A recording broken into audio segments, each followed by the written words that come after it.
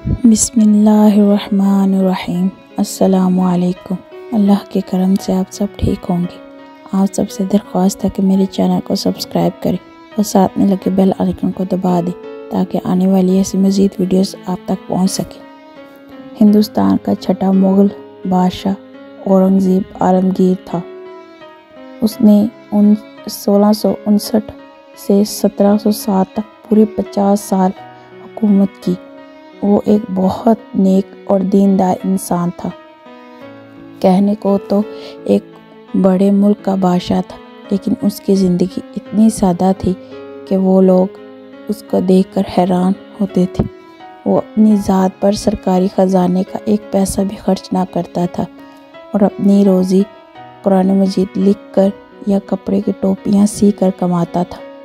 اس کو اپنے دین و اسلام سے محبت بہت تھی اور جہاں تک ہو سکتا تھا وہ اللہ تعالیٰ اور اس کے رسول صلی اللہ علیہ وسلم کے احکام پر عمل کرتا تھا۔ سرکاری خزانے سے غریبوں، محتاجوں اور طالب علموں کی مدد کرتا تھا اور نیکی کی دوسرے کاموں میں بھی بڑھ چڑھ کر حصہ لیتا تھا۔ ایک دفعہ عالمگیر بادشاہ اپنے گھر والوں اور اپنی فوج کے ساتھ سفر کرتا ہوا صوبہ پنجاب سے گزرا۔ راستے میں راولپنڈی شہر سے 28 میل دور حسن ابدار کا قصبہ تھا۔ بادشاہ نے فوج کو 2-3 دن کے لیے وہیں پڑاؤ ڈالنے کا حکم دیا اور خود قصبے کے ایک باغ میں اپنے گھر والوں سمیت قیام کیا۔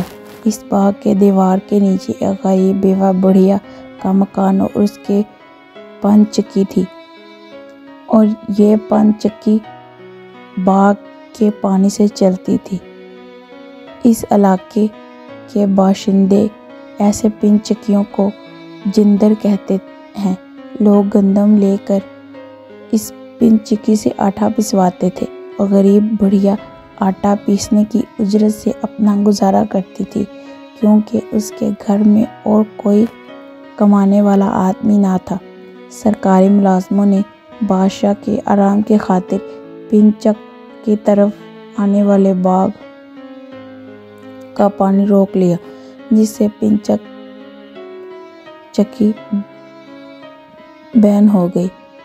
اس طرح غریب بڑھیا کی روزی کا ذریعہ جاتا رہا اور اس پر فاقے گزرنے لگے۔ بادشاہ نے لوگوں کے دکھ درد اور ان کی ضرورتوں جاننے کے لیے کچھ آدمی مقرر کر رکھے تھے۔ انہوں نے بڑھیا کی پن چکی بند ہونے اور اس کی تکلیف کی خبر بادشاہ کو دی تو اس کو سخت دکھ ہوا۔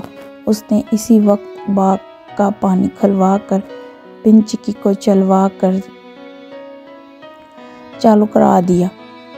ساتھ ہی کھانے کے 2 بڑے تھال اور 500 اشرفیاں اپنے خاص خادم کو دے کر حکم دیا کہ یہ بڑھیا کو دے آؤ اور میری طرف سے معافی مانگو کہ وہ ہمارے یہاں آنے کی وجہ سے اس کو تکلیف پہنچی ہے۔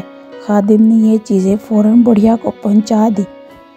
دوسرے دن صبح بادشاہ نے چند ملازموں کو پالکی دے کر حکم دیا کہ پن چکی کے مالک بڑھیا کے پاس جاؤ، اس کی عزت کے ساتھ پالکی میں سوار کر کے یہاں لاؤ اور زنان خانے میں بادشاہ بیگم ملکہ کے پاس بھیجو۔ انہوں نے ایسا ہی کیا۔ بڑھیا نے بادشاہ بیگم کو بتایا کہ میری 2 بیٹیاں ہیں، میں غریبی کی وجہ سے ابھی تک ان کی شادی نہیں کر سکی۔ بادشاہ بیگم نے بہت سے عمدہ کپڑے بڑھیا کو اس کی بچیوں کے لیے دیے اور بادشاہ کو بھی اس کی غریبی کا حال بتایا۔ نیک دل بادشاہ نے ڈھیر سارے زیور اور روپے بڑھیا کو دیے تاکہ وہ اپنی بیٹیوں کی شادی کر سکے۔ بڑھیا بادشاہ اور بادشاہ بیگم کو دعائیں دیتے ہوئے اپنے گھر واپس آ گئی اور بہت جلد اپنی دونوں بیٹیوں کی شادیاں 2 اچھے گھرانوں میں کر دی۔